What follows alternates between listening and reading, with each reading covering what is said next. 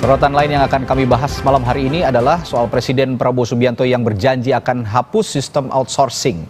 Menaker Yasir Lee sebut outsourcing lahirkan banyak masalah, sementara pengusaha berharap pemerintah tidak buru-buru soal kebijakan outsourcing ini. Cepat-cepatnya kita ingin menghapus outsourcing. Tapi saudara-saudara, kita juga harus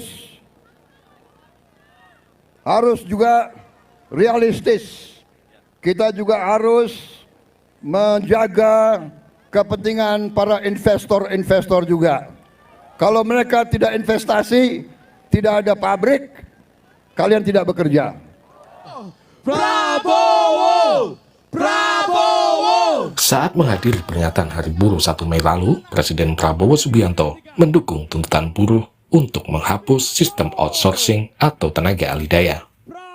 Namun Prabowo meminta hal itu dikaji secara realistis dengan tetap mempertimbangkan iklim investasi.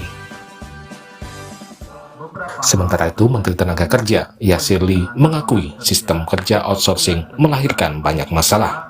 Karena itu, Presiden Prabowo menginginkan sistem outsourcing dihapus. Kalau kita lihat kan memang praktek outsourcing kan memang banyak masalah ya, banyak masalah. Jadi ada orang yang kemudian udah usianya 40 tahun, 50 tahun masih aja di outsource gitu ya, tanpa ada karir dengan gajinya tetap UMP, bahkan kontrak UMP tapi ternyata realitasnya dibayarnya seperti apa. Ya. Jadi ini banyak ya, jadi banyak kasus. Dan Pak Presiden kan minta kalau kita cermati dihapuskan, tapi juga realistis dan kemudian meminta Dewan Kesejahteraan Buruh untuk mengkaji itu. Kalangan pengusaha meminta pemerintah tidak terburu-buru menerapkan kebijakan baru soal outsourcing. Pengusaha meminta ada kajian mendalam soal dampak wacana penghapusan outsourcing. Kita dari dunia usaha menganjurkan supaya ada pihak ketiga ya yang melakukan analisa secara teknokratis ya mengenai outsourcing ini gitu loh, baik dari sistem maupun dari pelaksanaannya. Nah, kalau dulu setiap regulasi yang ada itu selalu ada namanya RIA, Regulatory Impact Analysis. Nah, kita juga berharap agar jangan terburu-buru kalau ada apa-apa kan langsung reaktif ya. Outsourcing ini kan sebenarnya distribusi kegiatan ekonomi. Jadi jangan sampai kegiatan ekonomi ini hanya dikuasai di satu tangan. Ya, dengan adanya outsourcing ini kan sebenarnya bagi-bagi rezeki gitu loh. Ya, dan umumnya pelaku outsourcing ini perusahaan kecil dan menengah gitu. Kementerian Ketenagakerjaan saat ini masih menyusun peraturan menteri terkait outsourcing. Menteri Yasir Lee menyebut arahan Presiden Prabowo akan menjadi landasan dalam penyusunan peraturan tersebut. Tim Liputan, Kompas TV.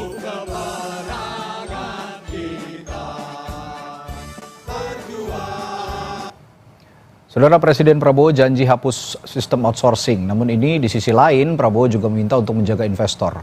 Lalu bagaimana titik temu dua masalah ini? Kita ulas bersama Presiden Asosiasi Serikat Pekerja Indonesia, Mira Sumirat, dan Kepala Bidang Ketenagakerjaan Apindo, Bob Azam. Selamat malam, Bu Mira, Pak Bob. Selamat malam. Ya, saya ke Pak Bob dulu. Pak Bob, dengan adanya pernyataan dari Pak Prabowo ingin menghapus outsourcing, sebenarnya saya ingin bertanya dulu, implikasinya bagi dunia usaha apa sih yang paling sangat terasa?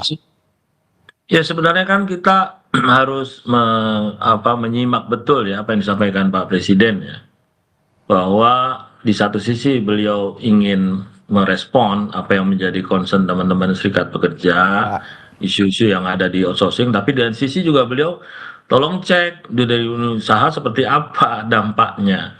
Nah, jadi kita juga harus sama-sama melihat ya.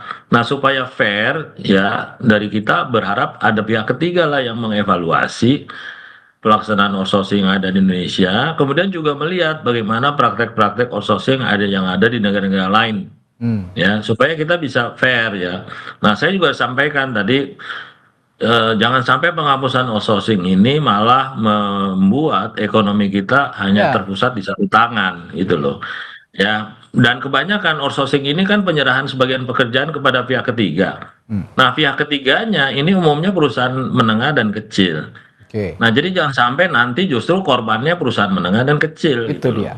Ya, Bahwasannya ada praktek-praktek yang memang tidak tepat, saya nah akui. ini. Nah, itu yang harus diimprove gitu loh, ya. Ini yang akan saya tanyakan. Mengingat banyak sektor yang bergantung pada sistem ini sebenarnya.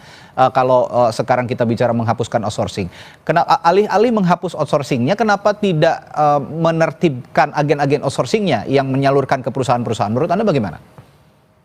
Ya, mestinya itu yang kita evaluasi bersama, ya. Jadi di kita tuh harus ada spirit pembinaan, ya. Karena ini perusahaan menengah kecil ya, umumnya ya. Ya harus ada pembinaan sehingga bukan nggak mungkin ke depan kita itu bisa seperti India misalnya. India kan perusahaan outsourcing untuk teknologi informasi. Ya, kemudian Filipina juga dikenal sebagai services ya.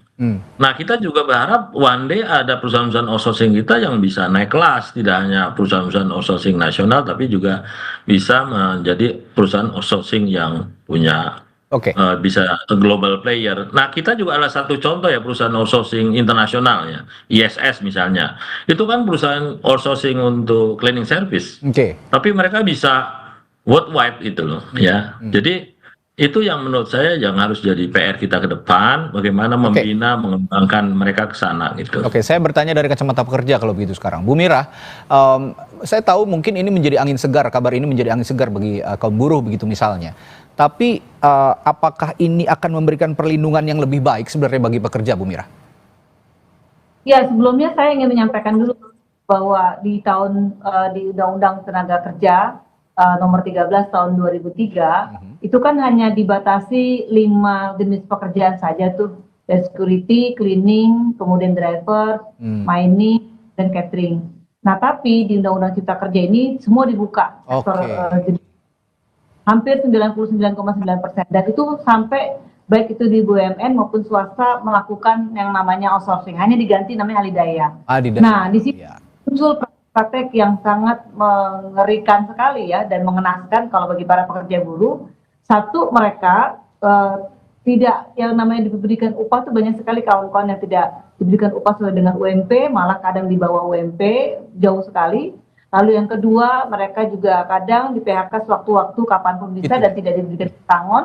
Dan yang ketiga, banyak juga tidak diberikan jaminan sosial BPJS Kesehatan, Ketenagakerjaan, dan mereka juga tidak bisa menuntut haknya karena kan bukan perusahaan induk. Nah, yang praktek-praktek yang luar biasa mengerikan lagi adalah di BUMN nih. BUMN punya induk perusahaan, lalu dia bikin anak perusahaan. Nah, itu kemudian lalu bikin lagi cucu perusahaan, bikin lagi cicit perusahaan. Nah, kalau itu upahnya misalnya dari induknya itu 5 juta misalnya, itu nanti sampai perusahaan cuma 3 juta, lalu sampai di cucu itu cuma 2 juta, gitu. Jadi yang mengerikan lagi ada di swasta juga terjadi yang melakukan outsourcing itu direktur yang di perusahaan induk, manajernya juga. Saya setuju apa yang ada perusahaan yang keren kok, yang bagus, yang peraturannya itu salah satu disebut PT ISS Indonesia. Itu dia punya namanya serikat pekerja, punya namanya pekerjaan kerja bersama, jenjang karirnya jelas. Juga. Gitu. Artinya bisa gitu, tetapi sayangnya nih banyak perusahaan yang juga nggak mau tenaganya dari ISS karena dianggap gitu. Begini Bu Mira, karena terlalu banyak seperti Bu Mira katakan, karena terlalu banyak yang mengerikannya dibanding yang baik-baik saja, kita sama-sama cari solusi sekarang.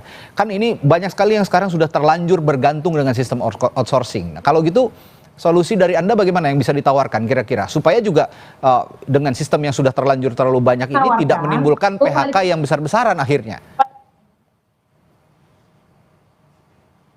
Bu Mira? Balik lagi kepada Undang-Undang 13 tahun 2000. Jadi hanya 5 itu yang saya katakan tadi, bukan semuanya. Jadi kalau semuanya ini terjadi. Lalu yang kedua, pasti dong mereka tanda kutip ya bahwa mereka sepatuh terhadap undang-undang yang tenaga kerjaan terkait dengan upahnya mereka harus patuh, kemudian terkait dengan jaminan sosialnya, terkait dengan K3-nya, keselamatan kesehatan kerja, terkait dengan hak-hak mereka yang lain gitu ya. Ini clear, ini bisa. Tapi kalau sekarang ini nggak ada perlindungan kayak gitu. Jadi namanya tadi saya sampaikan perusahaan ya kecil gitu, yang notabene yang induk punya direktur yang induk, bisa outsourcing.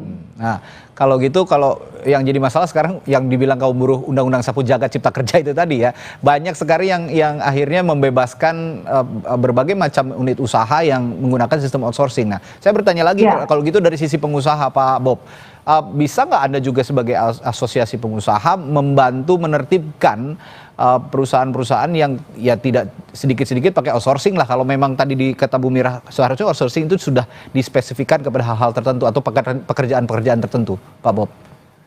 Nah, terus terang kita juga nggak setuju ya bahwa dengan adanya outsourcing itu justru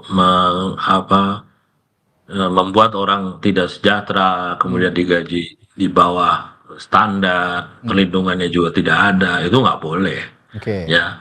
Karena ini pekerja formal, mereka juga harus mengikuti BPJS, kesehatan, perlindungan, itu nggak boleh ada tawar-menawar lagi gitu loh. Ya, jadi isu itu mengenai isu penertiban ya. Nah, saya juga sudah mengusulkan kepada pemerintah untuk melakukan sertifikasi perusahaan-perusahaan. Ya, mulai disertifikasi pelaku hubungan industrialnya. Jadi banyak praktek-praktek itu terjadi yang karena dikelola secara tidak profesional ya. Ya maklum lah, mungkin pengelolaan SDM kita masih ketinggalan. Ini yang menjadi PR kita. Oleh karena itu, kita dari Apindo juga bekerja sama dengan pemerintah, berusaha untuk melakukan sertifikasi untuk pelaku hubungan industrial. Supaya mereka mengerti aspek-aspek SDM, kemudian juga peraturan perundangan yang ada. Ya, jadi teori SDM modern itu nggak ada pikiran untuk mendapat keuntungan dengan mengurangi kesejahteraan buruhnya, itu nggak ada. Ya, tapi kalau mereka yang nggak sertifikasi, mungkin pikiran sederhananya ya shortcutnya ya udah potong aja gitu loh supaya mereka bisa dapat benefit. Nah, ini yang menurut saya harus dibina, harus dikembangkan gitu loh ya. Banyak perusahaan outsourcing yang tidak dikelola dengan baik, atau Pak Bob jangan-jangan terlalu banyak angkatan kerja kita juga yang membutuhkan pekerjaan sehingga ya desperate akhirnya oke lah ada outsourcing apa aja diambil gitu loh. Setuju, ya banyak, tapi nggak boleh itu dimanipulir sehingga kita bisa berlaku fenomenal, nggak boleh. Ya, kita juga dari Apindo menolak ya eksploitasi buruh. Ya, kita harus jaga harkat dan martabat mereka gitu loh. Ya.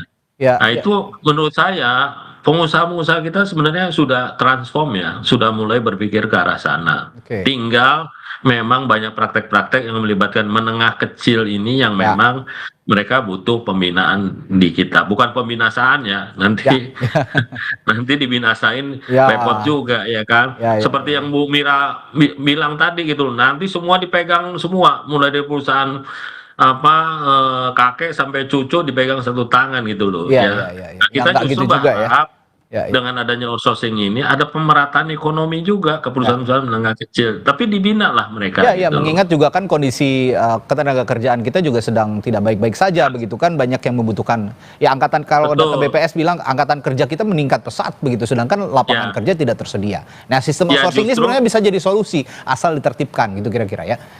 Justru begini yang menjadi halangan kita, ekonomi kita ini kan ekonomi biaya tinggi. Kenapa ekonomi biaya tinggi? Karena over regulated. Di mana-mana itu regulasinya. Nah, kita juga di ketenaga kerjaan juga jangan sampai over regulated, beri kesempatan, peluang, tetapi di lain sisi pembinaan itu harus dilakukan melalui sertifikasi dan lain sebagainya. Kita dari Apindo juga sudah menawarkan ke pemerintah, jangan Apindo dimintain kewajibannya saja, ya tanggung jawabnya, tapi nggak dikasih kewenangan. Ya kan? Nah, kalau kita dikasih kewenangan bahwa kita harus mensertifikasi, kita sertifikasi itu perusahaan. Ya. Kalau nggak ada sertifikasi Apindo misalnya nggak bisa mereka melakukan itu, kan kita bisa. Bu Mira, solusi sertifikasi ini menurut Bu Mira bagaimana? Sudah cukup membantu untuk menertibkan outsourcing yang nakal? Ya, kalau cukup membantu saya kira itu relatif gini. Yang paling terpenting Pak Bob, pengawasan tenaga kerjaan itu gimana gitu loh. Kan ini tuh banyak tuh praktek-praktek outsourcing yang dalam tanda kutip keluar jalur ya, dan undang-undang dan itu tidak berkemanusiaan gitu ya. Nah, kan ada kita bicara tentang Dinas Tenaga Kerja bidang pengawasan. Nah, pengawasan itu nggak jalan. Kalau pengawasan itu jalan secara menegakkan undang-undang, saya yakin bisa diminimalisir apa yang disampaikan oleh Pak Bob tadi gitu loh. Tapi kalau sertifikasi nggak ada masalah juga. Cuman terkait dengan sertifikasi juga harus dipilah-pilah lagi nih. Jangan-jangan nanti itu jangan kedok saja gitu. Nah, tetapi bagaimana kemudian pada saat implementasi mereka melakukan itu secara benar atau tidak?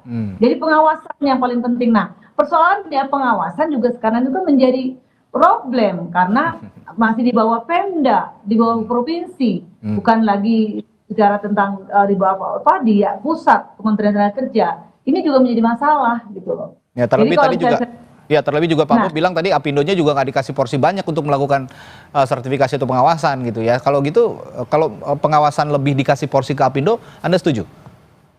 Ya gini, kalau pengawasan, kalau menurut saya, menurut kami nih harus ada tripartite. Ya, tripartite. Setuju, saya setuju. Idealnya kita bicara tentang ada pengawasan dari Kementerian Tenaga Kerja, ya, pemerintah, terkait pengusaha dan juga pekerja.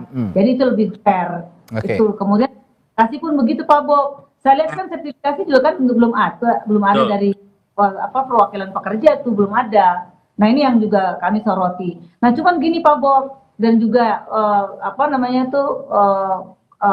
pemirsa dimanapun berada Kompas TV. Jadi gini, yang sekarang ini parahnya adalah mereka itu betul-betul dijadikan tadi uang tadi itu mesin uang. Ketika mau bayar kan kebanyakan tuh yayasan sampai koperasi aja yang izinnya simpan pinjam, dia sekarang itu pengeras tenaga kerja tuh, koperasi karyawan gitu loh. Nah, terus yang kedua, ketika mereka mau masuk itu dijadikan uang, harus bayar 10 juta, 15 juta, 20 juta, baru bisa. Kemudian jika dia kontrak cuma 6 bulan, 1 tahun, digantilah mereka tanpa pesangon. Ya, lagi-lagi ngalirnya ke teman-temannya Pak Bob tuh, gitu. Jadi saya tahu ini.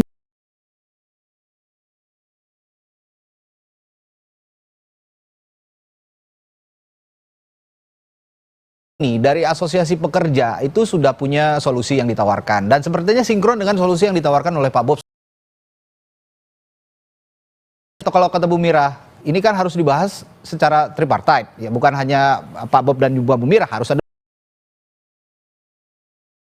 Gitu. Jadi kalau sekarang saya bertanya apakah ada solusi, ya sebenarnya dua narasumber saya ini sudah sepakat. Tinggal pemerintah bagaimana bisa menerapkan atau mengimplementasikan ini dengan baik begitu kira-kira. Ya Pak Bob, ada yang ingin disampaikan terakhir silakan. Ya, jadi begini, perusahaan ya mensertifikasi perusahaan ya. Kemudian dari teman-teman serikat pekerja juga mensertifikasi para pekerja yang jadi pengurus serikat ya. Nah, kemudian dari pemerintah juga harus memberdayakan bipartit di level perusahaan. Dan pengawasan, saya setuju disampaikan Bu Mira. Dari dulu kita usulin pengawasan itu dipegang oleh pemerintah pusat. Ya, terpusat jangan diserahkan ke daerah gitu loh. Nah, pemerintah juga melakukan sertifikasi terhadap pengawas. Jadi kuncinya sebenarnya adalah man behind the gun. Orangnya harus diperbaiki. Ya, kita nggak bisa berubah nih nasib negara ini kalau orang-orangnya nggak diperbaiki. Ya, itu kalau kita udah ngomong moral kan kita sudah ngomong soal pendidikan juga. Kalau gitu begitu kan dari sisi pengusaha sudah ada komitmen untuk bisa berubah. The man behind the gun-nya bisa diubah. Dari sisi pekerja silakan, Bu Mira, silakan terakhir. Sama lagi. Yang paling penting yang mau saya garis bawahi adalah pekerja inti nggak boleh di-outsourcingkan. Itu clear tuh. Jadi core bisnis yang utama kemudian itu jangan di-outsourcingkan. Jadi itu silakan saja. Sedikit pekerja utama dan tidak utama itu maksudnya bagaimana? Biar supaya kita sama-sama jelas di sini. Kalau pekerjaan utama itu dia langsung ke arah proses produksi secara langsung. Misalnya yang berkaitan dengan core bisnis langsung ya. Langsung, tapi kalau pekerjaan itu ya tadi cleaning service gitu, catering. Ini gitu. ya